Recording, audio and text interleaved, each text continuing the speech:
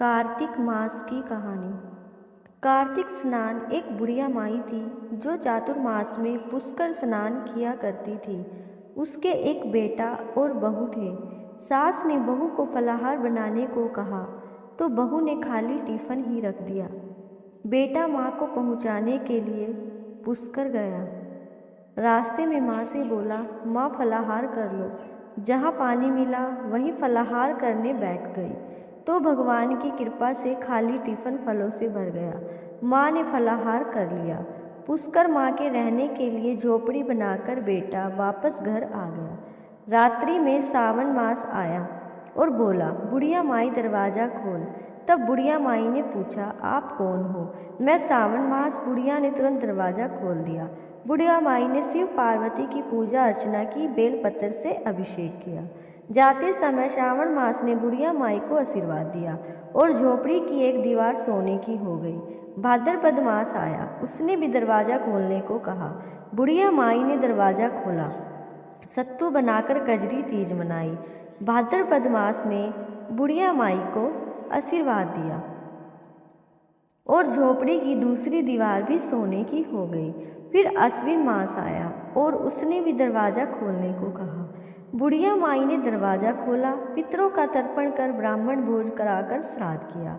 नवरात्रि में माँ दुर्गा को अखंड ज्योति जलाकर प्रसन्न किया। सत्य की विजय दिवस के रूप में बुराई का अंत की खुशी में दशहरा मनाया। अश्विन मास ने जाते समय प्रसन्न होकर तीसरी दीवार भी बहुमूल्य रत्नों से जड़ित कर दी और बुढ़िया माई को सदैव प्रसन्न रहने का आशीर्वाद दिया। इन सब के बाद कार्तिक मास आया, उसने भी दरवाज़ा खोलने को कहा। बुढ़िया माई ने दरवाज़ा खोला, अति प्रसन्न मन से कार्तिक स्नान किया, दीप दान कर दिवाली, गोवर्धन पूजा, भैया दूज, गोपाष्टमी, आंवला नवमी मनाई। कार्तिक मास ने जाते समय आशीर्वाद दिया और झोपड़ी के स्थान पर महल बन गया। बुढ़िया माई गरीबों की सेवा कर भजन कीर्तन में अपना समय व्यतीत करने लगी। बेटा अपनी माँ को लेने आया तो माँ और झोपड़ी को पहचान न सका तो पड़ोसियों से पूछा। उन्होंने बताया तो बेटा माँ के चरणों में गिरकर बोला, माँ घर चलो। सारे सामान के साथ घर ले आया। सासू माँ के ठाठ देखकर बहू के मन में लालच आ गया और उसने अपनी माँ को भी पुष्कर छोड़कर आने को कहा तो उसका पति अपनी सास को भी पुष्कर छोड़ आया। परंतु बहू की माँ की धर्म कर्म में बिल्कुल रुचि नहीं थी। वह 4 समय भोजन करती और दिन भर सोती। चारों मास आए और चले गए। जाते समय झोपड़ी गिर गई और बहू की माँ गधी की योनि में चली गई, क्योंकि औरत लक्ष्मी का रूप है और लक्ष्मी की तरह चंचल होना चाहिए। भगवान की पूजा और अतिथि का सम्मान और दान पुण्य करना चाहिए।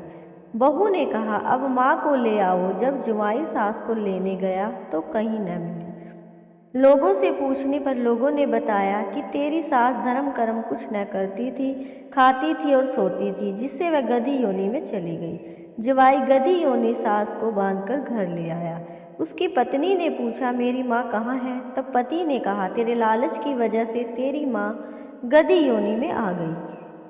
बड़े विद्वानों, ब्राह्मण, ऋषि, मुनियों से पूछने पर उन्होंने बताया कि तेरी सास के स्नान किए पानी से स्नान करने पर उसे मनुष्य योनि मिलेगी। तब बहू ने ऐसा ही किया और उसकी माँ पुनः मनुष्य योनि में आ गई।